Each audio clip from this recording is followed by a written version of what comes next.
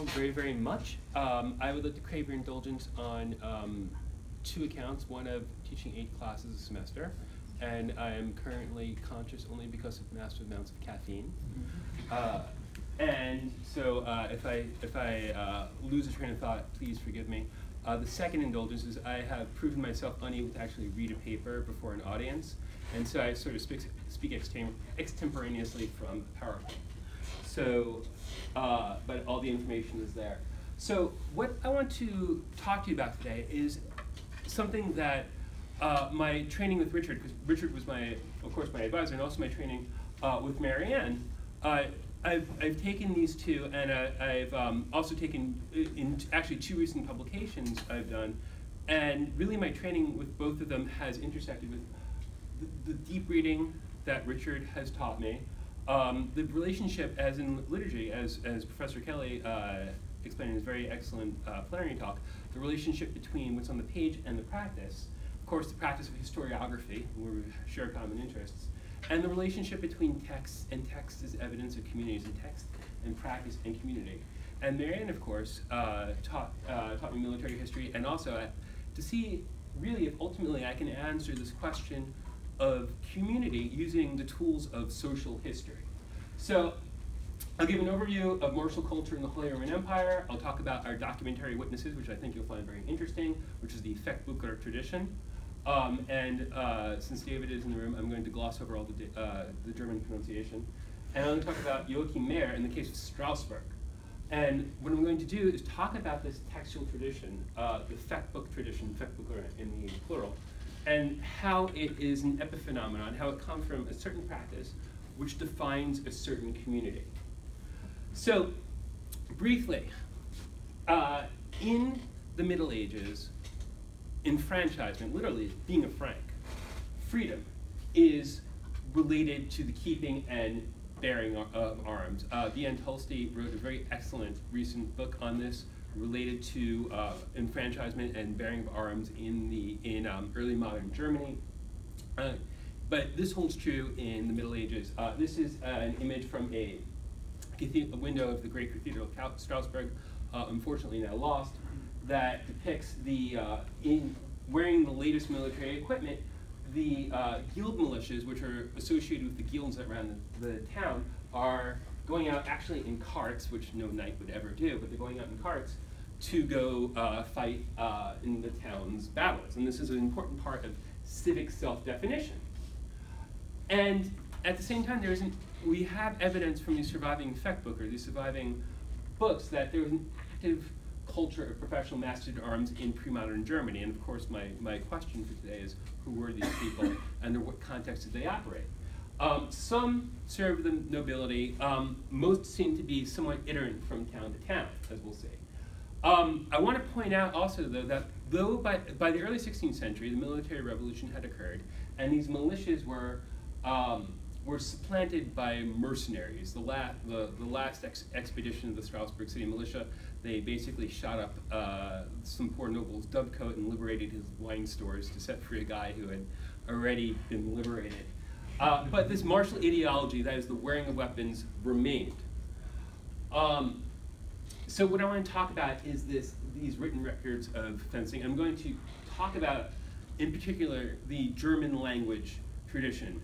There is also a substantial literature in Italian, less in other languages, but I wanted to talk about how this related to particularly what was going on in the Holy Roman Empire, in both late medieval and early modern. This is an Italian fencing book. This is Fiore Liberi's Flostilatorum, the Flower of Battle, held by the Getty. When I did my nightly art of battle, I had them take this kind of beauty shot just so you can see what it looks like. Let's talk about these sources for a moment. How many are we dealing with? Well, there's really only 2 manuscripts in the 14th century. By the 15th century, we have at least several dozen manuscripts, and mind you, more are being discovered in libraries and archives all the time. And at the very end, there's at least 1 printed work at the very end of the 15th century. By the 16th century, we have several dozen printed works and maybe hundreds of manuscripts, many of which are the forms of personal notes to oneself, of records of tuition taken. So why are there so few records? Well, because this is a practice being that was it's a praxis. It's not just a practice, but it's a praxis. And it's being undertaken in a world that is primarily oral, and also it's a record of gesture, of deeds done. And added to that is that in order to write a book such as this, there are a number of preconditions. You must be literate. You need to be organized and construct a book, because of course, laying out a book and constructing a book is a separate skill from simply writing something down, particularly an elegant presentation copy, such as the Flus Dilatorum. You of course have to know what you're talking about. You have to be a master of the physical pedagogy. You need to know how to fence and teach fencing. And then of course you need to have an audience. This, for instance, was dedicated to Niccolo d'Este, the Marquis of Ferrara. Moreover, though, you have to be able to solve certain questions that are related to depicting something that takes place in time in the static medium of the page. With Professor Kelly's presentation, you heard that there are numerous ways of performing a Benevent chant. How much harder then to record something in which somebody else is trying to stab you with something sharp, and a multiplicity of things. I mean, at least Benevent chant, you're very rarely, I mean, maybe some people from Rome are saying you're chanting wrong, and there's, and shooting arrows at you from the clerestory level, but not very, fencing books have a certain other problems. You need to have a technical vocabulary. That is, there have to be a set of conventional signs and symbols, and you need to be able to use these to explain things. You need to be able to organize it. How am I going to explain this from the ground up? And then you need to have a textual pedagogy. How are you going to convey this to the reader? I'll give you a few examples in a moment. So these are not manuals. They're sometimes referred to as manuals. They are not. They are rather tied to medieval models of learning, of following patterns. They are memory books, as Carruthers discusses. And usually it's going to follow tuition that is given in person. In other words, there has to be actual meeting in person. This is not something, later in the 16th century, as we'll discuss, the books are much more descriptive because they're writing for somebody who is distant.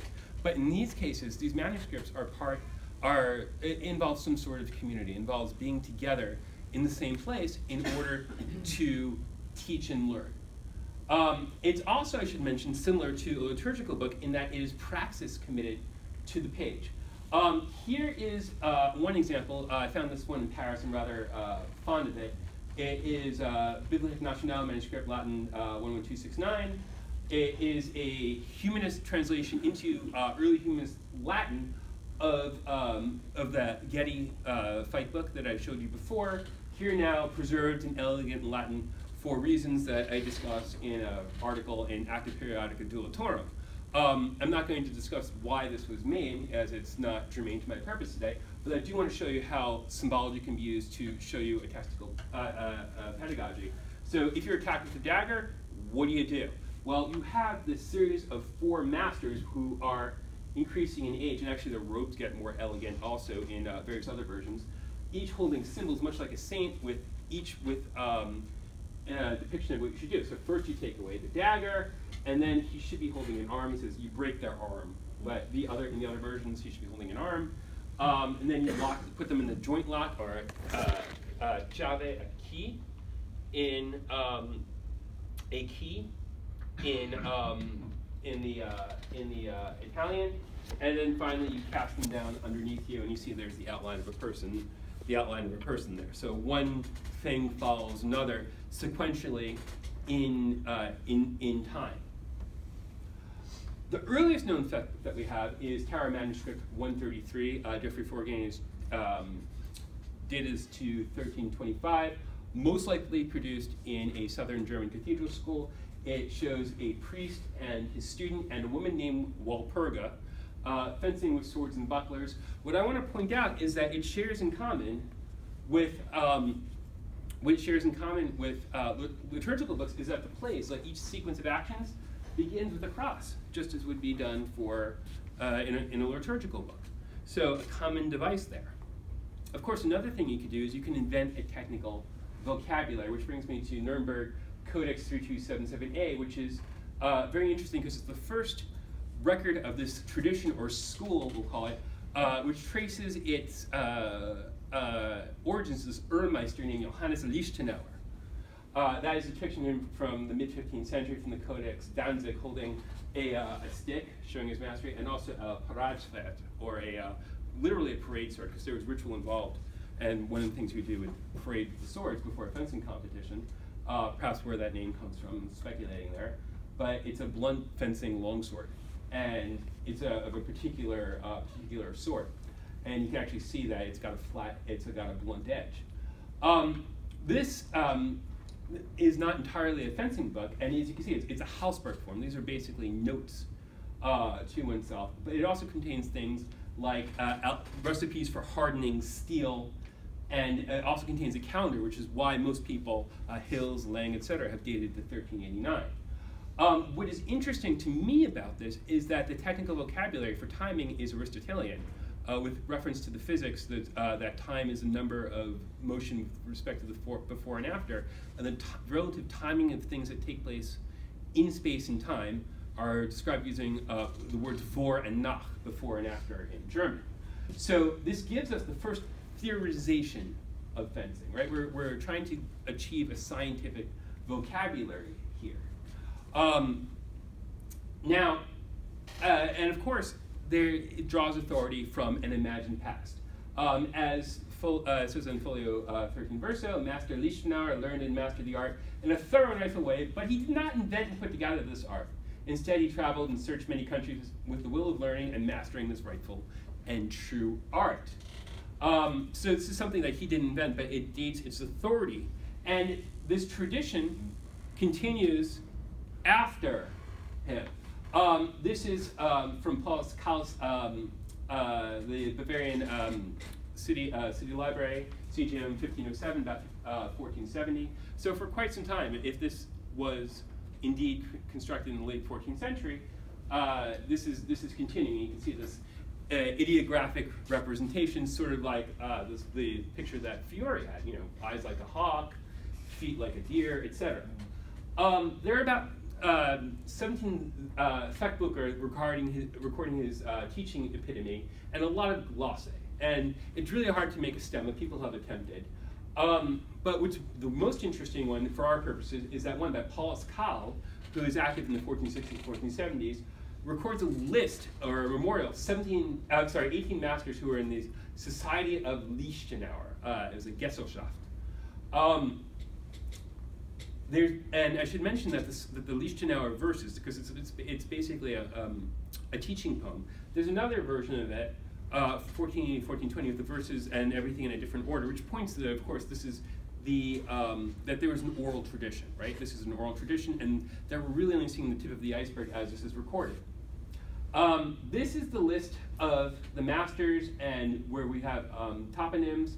They're put out there on the map. The map is courtesy of the Wichtenauer, which is a popular, I should say, work of amateur scholarship. It's a wiki of these because there's quite an amateur following for this sort of thing. The masters from whom we have biographies are bolded here, including Paulus Kahl says his student was Hans Stettner von Mornstein. We know of them because they were connected to noble courts. So we do have, so a proper prosopography maybe not possible, but we just have sort of the epitome. There's Kahl swearing his allegiance to his master. And in fact, those fencing masters for whom we do have biographies, sometimes a little bit through, Hans Hofer got in some criminal trouble, in fact, but he was also known from his connection to royal courts. Who are you writing for? You're writing this big, beautiful book for your noble patron. And that makes sense. It's a reason for writing. Now, who were these people? What was their biography? Michael Chidester and a number of other people who are, Michael Chidester is the maintainer of the Wichtenauer, in a recent publication, not peer-reviewed, hypothesized that this was a companionship form for the Hussite Wars, and actually that Lichtenauer post-dated 1389. I can't agree with this simply because we can't have any definite evidence. There's no, it also requires redating 3277A, and there may be some problems with that. To my mind, we can't really know that. Another bit of information is that in the at least sometime in the 15th century, there was a guild for these fencers that was recognized by the emperor in 1487. It was Frederick III, who granted the privilege of being the only ones able to grant the title Master of the Longsword. But the question then is, okay, we have a pan-Germanic phenomenon of fencing, but who are these people? Who are these people who have this praxis? Well, we do not have a lot of evidence for the 15th century, but in the 16th century, things get very, very interesting. This is essentially the great epitome of fencing by Joachim Meyer of Strasbourg. It is a printed work. It is by this time, the practice had evolved considerably. It was now something that was done as a sport in an urban context. And it is a very, very lavishly illustrated book. And it is one that explains how to do these things that were very, very unclear in the earlier medieval sources in great, great detail. So Olivier Dupuy, my co-author of the forthcoming Journal of Medieval Military History article, has done quite a bit of really great archival research and found out who he was. He was a knife smith, probably born in Basel. Like many craftsmen, he moved around. He was associated with Protestant circles. Strasbourg was, of course, a Protestant city. He gained citizenship by marrying a rich widow in 1560.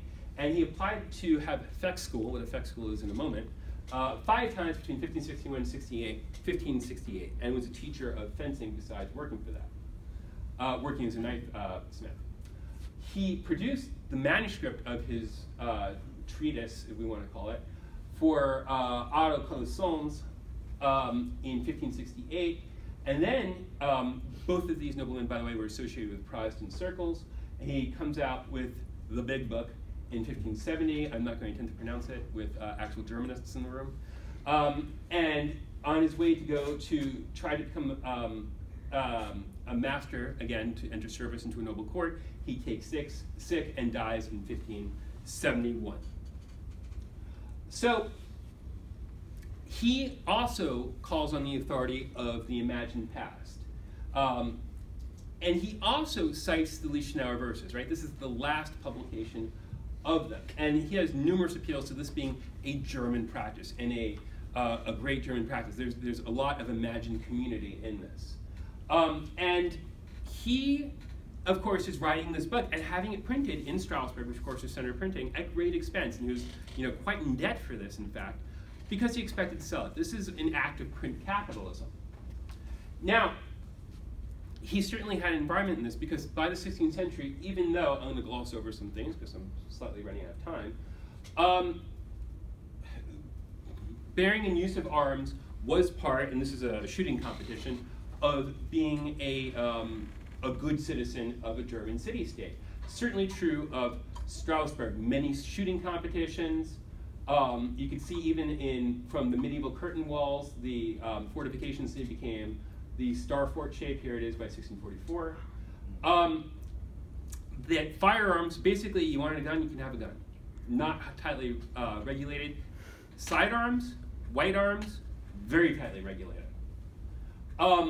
So were these fencing competitions, which is what the Fecht school was. It was something that definitely postdated the 16th century because the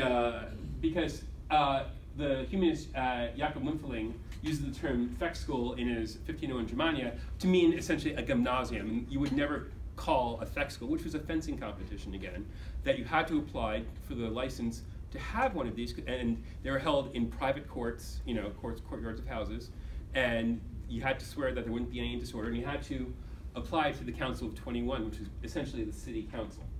And this was one way that these working men could make extra money. And they were, generally speaking, things that were part of a journeyman's culture. Now, we don't have a lot of narrative sources on what these were or where they came from. Essentially, one example, for instance, is Kunas, is that in the pre-fencing procession, because these were very ritualized events, there was a pre-fencing procession, and in a something very, very unusual, 2 years before actually Kunas was born, a woman participated in one. This was so worthy that he included it in his chronicle of Strasbourg. Also, travelers such as Balthasar de Manses took note of his fencing competitions. Fischart wrote a parody of one of these things as being old-fashioned and silly in his translation slash adaptation of Gargantua. So to really discover what these are, we have to go to social history. So Olivier has done some really, really good deep archival digging in these. So the frequency goes up and down, of course, with War and Peace in the early modern period. They always give who these people are, their citizenship and their profession. So these are all working men. This is just all this is reproduced in the article. So if you're interested in finding out more about this, it'll be published shortly. Here's their origins. They are coming from all around the empire. So what we can conclude, and I'm wrapping it up, is these are guild members from different towns, right? That they are that in a world in which the journeymen were becoming increasingly proletarianized, they're increasingly losing status, unable to marry, essentially reduced to being adjuncts, shall we say? They seize upon this as a means of reclaiming their masculinity. That this is a culture or subculture of people who are sort of on the borders of society in some ways, as a means of, it's sort of like mixed martial arts fighting is today. And it was similarly a rather bloody and brutal sport, I should mention. And they formed these alternative guild-like structures. And can we, and of course these are all the reasons why they did. And in fact, later on, being called a fechter, it was synonymous with being a beggar. They maintained their marginalized status, and especially in Strasbourg, as it became incorporated into the French Empire, and French-style fencing, the ancestor of modern fencing, replaced this good German fencing, though that, of course, continued really until Napoleonic times, albeit as sort of this very fringe thing, in Germany. And here's just the reference page. So thank you very much. Sorry for going a little bit.